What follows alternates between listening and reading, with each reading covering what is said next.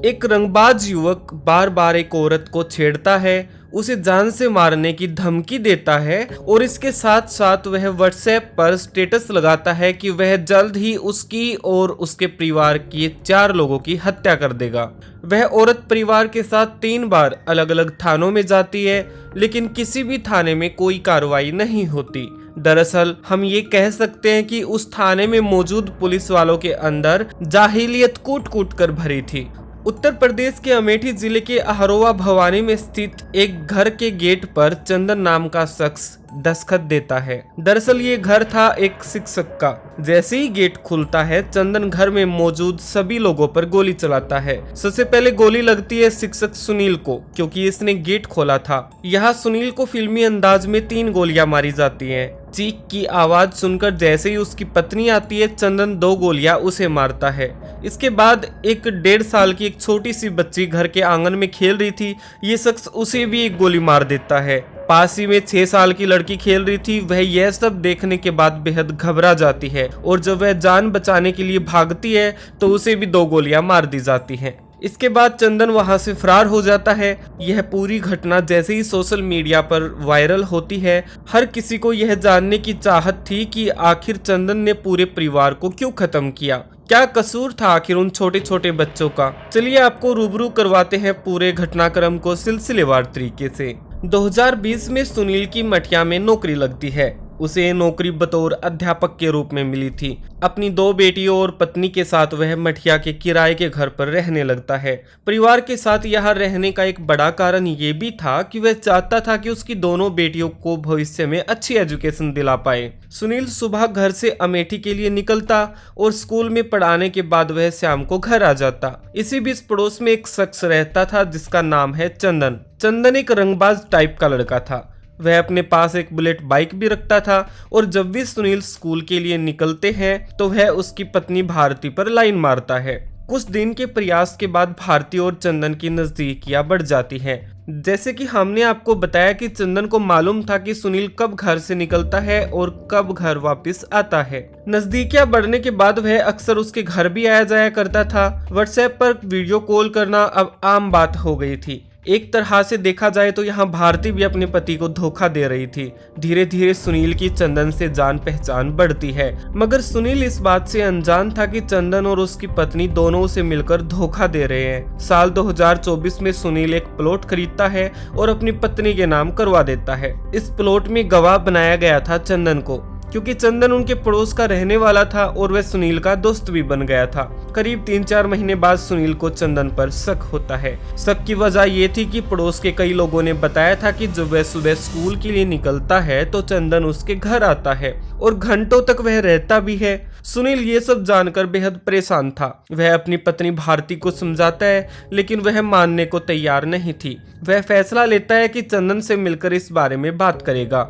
वह चंदन को बुलाता है और उसे समझाता है कि ये सब गलत है और वह उसके घर को ना उजाड़े। जैसे कि हमने आपको बताया, चंदन रंगबाज लड़का था। वह यह सब मानने को तैयार नहीं था। यहाँ तक कि चंदन उल्टे सुनील को कहता है कि तुम अपनी पत्नी को छोड़ दो, वह मेरे साथ रहना चाहती है। इतना सब होने के बावजूद भी सुनील खामोश रहता है। इस खामोशी को देखकर चंदन के हौसले बढ़ गए थे। इसकी बड़ी वजह यह भी थी कि चंदन के पास उसकी पत्नी की कुछ अश्लील तस्वीरें भी थी। सुनील अपनी बीवी के घर वालों को सब बात बताता है। घर वाले भारती को समझाते हैं और भारती चंदन को छोड़ने के लिए तैयार हो जाती है, मगर अब चंदन भारती को छोड़ना नहीं चाहता था।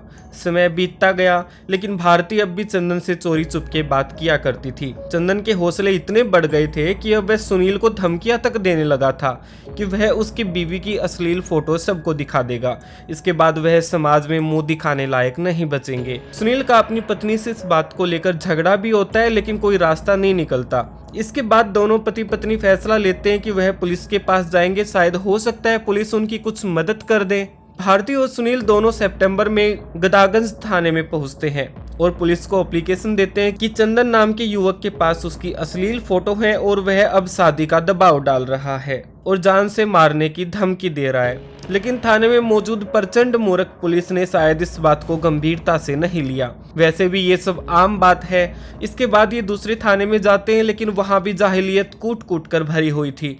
क्या मजाल कोई पुलिस वाला इनकी बात सुन ले। 10 सितंबर को भारती अपनी बेटी को लेकर बाजार में जा रही थी, तभी अचानक से चंदन अपनी बुलेट बाइक से भारती का रास्ता रोकता है और जाति सूचक शब्द यूज करता है, उसे मारता है। भारती जैसे तैसे करके घर पहुंचती है और अपने पति को सारी बात बताती है। सुनील अपनी पत्नी के साथ रायबरेली के थाने में पहुंचता है और शिकायत में बताते हैं कि चंदन नाम के शख्स ने उनकी पत्नी के साथ छेड़छाड़ और जाति सूचक शब्दों का इस्तेमाल किया है और रास्ता रोककर उसे जान से मारने की धमकी दी है और उसके साथ मारपीट की है। पुलिस मामला दर्ज तो कर लेती है, लेकिन जाहिलियत कूट कूट कर भरी होने के कारण पुलिस कोई कार्रवाई नहीं करती। कुछ दिन बाद मजबूर होकर जब पुलिस कार्रवाई करती है तो आरोपी की थाने में ही जमानत हो जाती है। आप इन सब चीजों से अंदाजा लगा सकते हो कि सुरक्षा सहयोग के नाम पर कितना बड़ा मजाक हो रहा है हमारे साथ। इतना सब होने के बाद चंदन और भड़क गया था। अब वह जहां भी भारती दिखती उसका पीछा करने लगता और छेड़छाड़ करता। इससे परेशान होकर सुनील और उसकी पत्नी ने फैसला लिया कि वह बच्चों के साथ कहीं और रहने लगेंगे। इसी मानसिकता के साथ उन्होंने अमेठी में आहारोवा भवानी चौराहे के पास एक घर लिया और रहने लगे। यह मकान किसी मुन्ना नाम के युवक का था। इसी बीच चंदन व्हाट्सएप पर स्टेटस लगाता है कि 4 लोगों की मौत जल्द ही होने वाली है। यहाँ भी पुलिस कोई कार्रवाई नहीं करती। 3 अक्टूबर 2024 की शाम चंदन सुनील के घर पहुंचता है। जैसे ही दरवाजा खुलता है चंदन पिस्तौल निकालता है और सुनील को 3 गोलियां मारता है। इसके बाद उसकी पत्नी भारती को भी 2 गोलियां मारता है और दोनों बच्चों पर गोलियां चला देता है। इस घटना में 4 लोगों ने गोली लगते ही दम तोड़ दिया था। जैसे ही खबर सोशल मीडिया पर वायरल हुई, पुलिस विभाग में तुरंत हड़कंप मच गया। यहाँ पुलिस ने साहस का परिणाम देते हुए अपने जाहिलियत और प्रचंड मूर्खता का चोला तुरंत उतार फेंका और लग गए आरोपी की तलाश में। कुछ घंटे में ही जाबाज और साहसी पुलिस ने चंदन को गिरफ्तार करके एक मिसाल कायम की। आरोपी से जब पूछताछ का सिलसिला शुरू हुआ तो साहसी पुलिस के सामने चुनौती थी कि वह पिस्तौल कैसे बरामद करवाए। टॉर्चर में चंदन ने बताया कि उसने पिस्तौल को कहीं छुपा के रखा है। पुलिस निशानदेही और पिस्तौल बरामद करने के लिए चंदन को लेकर निकल पड़ी, लेकिन इसी बीच चंदन ने पास बैठे साहब की पिस्तौल भी छीन ली। इसी छीना झपटी के बीच एक गोली चंदन को लग गई। हम ये पुष्टि नहीं कर सकते ये गोली चंदन के हाथों लगी या पुलिस के हाथों। यहाँ चंदन को तुरंत हॉस्पिटल ले जाया गया, जहाँ वह फिलहाल खतरे से बाहर है। ये देखने वाली बात रहेगी कि आगे इस केस में क्या होता है। बात स्वतंत्र रूप से बताई हो तो